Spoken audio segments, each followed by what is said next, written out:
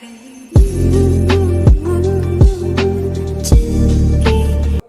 இன்றைக்கி நம்ம பச்சைப்பயிர் சாதம் எப்படி செய்கிறதுன்னு பார்க்கலாம். நான் 3/4 டம்ளர் பச்சைப்பயிரை வந்துட்டு நல்லா வறுத்து எடுத்து வச்சுருக்கேன். இது கூட நான் 1/2 டம்ளர் அரிசி ஊற வச்சுருக்கேன். இந்த வறுத்து வச்சுருக்க பச்சைப்பயிரை வந்துட்டு கழுவி இந்த அரிசி கூட ஆட் பண்ணிக்கிறேன். இப்போ தாளித்து விட்டுறலாம். நான் குக்கரில் வந்து 5லேருந்து 6 ஸ்பூன் எண்ணெய் விட்டுருக்கேன். எண்ணெய் காஞ்சதுக்கப்புறம் கடுகு, சீரகம் இதை ரெண்டையும் போட்டு பொரியட்டும். கடுகு நல்லா பொரிஞ்சதுக்கப்புறம் சீரகம் போட்டுக்கலாம். சீரகம் போட்டதுக்கப்புறம் தாளிக்கிறதுக்கு வெங்காயம், பூண்டு, வரமிளகா 2, கருவேப்பிலை. வெங்காயம் பார்த்திங்கன்னா நான் 15லேருந்து 20 வெங்காயம் எடுத்திருக்கேன்.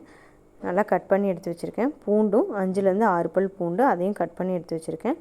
வரமிளகா வந்து 2 வரமிளகா எடுத்திருக்கேன். இப்போ நம்ம இதை தாளித்து விட்டுறலாம்.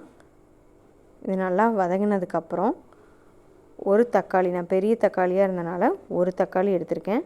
சின்னதாக இருந்ததுன்னா நீங்கள் 2 தக்காளி கட் பண்ணி எடுத்துக்கோங்க. இதையும் நம்ம அது கூட போட்டு நல்லா வதக்கி எடுத்துக்கலாம். இப்போ நம்ம தக்காளி நல்லா வதங்கினதுக்கப்புறம் மசாலா ஆட் பண்ணிக்கலாம். இப்போ தக்காளி நல்லா வதங்கிட்டுருக்கு. சீக்கிரமாக வதங்கிறதுக்கு கொஞ்சமாக உப்பு போட்டிங்கன்னா சீக்கிரமாக தக்காளி வதங்கிடும்.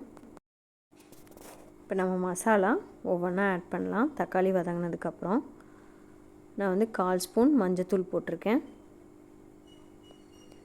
அதுக்கப்புறம் 1/2 ஸ்பூன் சாம்பார் தூள் ஆட் பண்ணியிருக்கேன். 1 ஸ்பூன் கரம் மசாலா ஆட் பண்ணியிருக்கேன். இந்த மசாலாலாம் வந்துட்டு நல்லா மிக்ஸ் பண்ணி விட்டுக்கலாம். மசாலா எல்லாத்தையும் நல்லா மிக்ஸ் பண்ணி விட்டதுக்கப்புறம் தேவையான அளவு உப்பு ஆட் பண்ணிக்கலாம். இப்போ உப்பு போட்டதுக்கப்புறம் நம்ம அரிசியும் பச்சைப்பயிரும் ஊற வச்சுருக்கோம் இல்லைங்களா, அதை வந்துட்டு நம்ம ஆட் பண்ணிக்கலாம். இப்போ வந்து பச்சைப்பயிர் வந்துட்டு 3/4 டம்ளரும் அரிசி வந்து 1/2 டம்ளரும் எடுத்திருக்கோம். இதை வந்துட்டு இதுக்கு நான் தண்ணி வந்து பார்த்திங்கன்னா 6லேருந்து 7 டம்ளர் தண்ணி விட்டுருக்கேன். ஏன்னா பச்சைப்பயிர் வந்து நம்ம ஊற வைக்கலை, இன்ஸ்டண்ட்டாக செய்கிறோம் வறுத்து. அதனால் பச்சைப்பயிர் வேகிறதுக்காக நம்ம கொஞ்சம் தண்ணி கூடுதலாக விட்டுருக்கோம். ரொம்ப அதிகமாக விட்டாலும் குழஞ்சிரும். ஒரு கொதி வந்ததுக்கப்புறம் குக்கர் மூடி போட்டு 3லேருந்து 4 விசில் விட்டு எடுக்கலாம். இப்போ பார்த்திங்கன்னா சாப்பாடு நல்லா உதிரி உதிரியாக வந்திருக்கு. இது வந்து நைட்டு டின்னருக்கும் சுட சுட சாப்பிட்லாம். இல்லைன்னா நீங்கள் வந்துட்டு லஞ்சுக்கும் இந்த ரைஸ் வந்துட்டு ட்ரை பண்ணலாம். இந்த டிஷ் பார்த்திங்கன்னா குயிக் அண்ட் ஈஸியாக செஞ்சிடலாம்.